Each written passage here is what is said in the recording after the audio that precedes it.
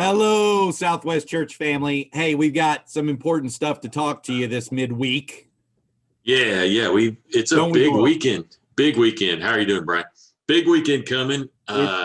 We have the loneliness I'm good. pandemic, right? Loneliness pandemic weekend coming, where we have invited, as we told you all last Sunday, we invited all of our neighbors with a mile with these mail outs. We've also done a Facebook push and want you to continue to share those. I got to tell you, Brian, we've been encouraging people to invite your neighbors, tell people that you know that would benefit from this sermon series.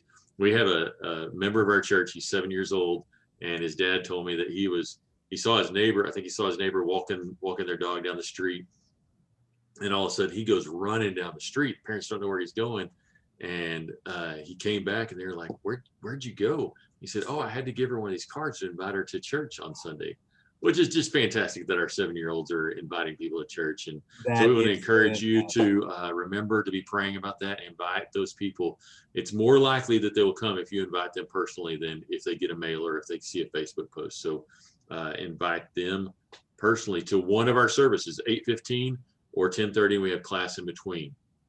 That's right. And so remember, this is our first week. We're going to 2 services because, praise God, people are coming back to services. And we have run out of room with our current restrictions on distancing. And so to accommodate that, we are adding this 8:15 service. And last Sunday, I noticed Doyle was just taking a straw poll real quick to see how many might come to the 8:15 service. And not a big portion of you raised your hands. And so we just want to encourage you that if you can, we'd like you to do so, just because we are probably going to have some guests show up. And we want plenty of room in both services. We're going to have plenty of room in the first service, but because that's the new one. But we know everyone's used to the rhythm of that later service. But if you can, at least temporarily, if you could help us out this first week by, if you're able, come to the 8:15 service. We promise it's not like just a dress rehearsal for the second service. It's a real worship service. All in both services. Yeah. And just, we want to have a good crowd there for our neighbors to come in, so they have friends that they meet and they're not lonely in the first service. That would be super ironic if we invited them to an empty service. We do want to acknowledge too, of course, the governor. The big news in the state of Texas, the governor spoke yesterday and gave his new order, GA 34, I think is what it was. And we just want to acknowledge that this is a messy time. It's a messy time for anybody making decisions for any type of organization.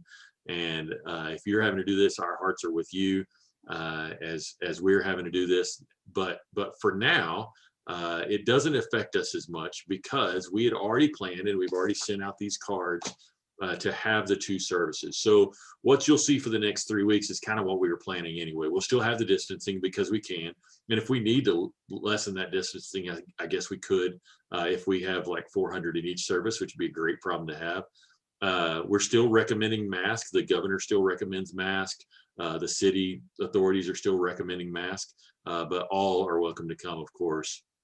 Just recommending that. Like I said, just like our leaders do, and we're just going to keep loving each other in all that we do and giving each other grace in all that we do. I think that's very important. Listen, we know this has been true this whole time, but there's just a wide variety of people on a spectrum of reaction to all of this, and we understand all of that, and we want to be just as cognizant of the widest group of people as we can.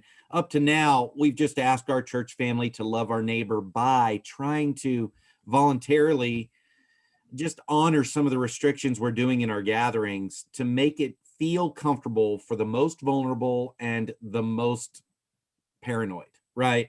But that has come with the promise that as things change, that is our numbers going down, our city doing better, and the state lowering regulations, that we would revisit that. We are revisiting that. That is active, that's current, but we do need to stay committed to what we're doing right now for the next 3 weeks with the 2 services. But who knows? After that, things might change, but just know we are praying and talking about that, and just roll with us because this is a difficult thing we're navigating. Yeah. So 8:15, 10:30, class in between. You can even come to both if you're really committed, but not if it's really crowded. So we hope to see y'all soon. Yep. We love you guys. Thank you. We'll see you Sunday.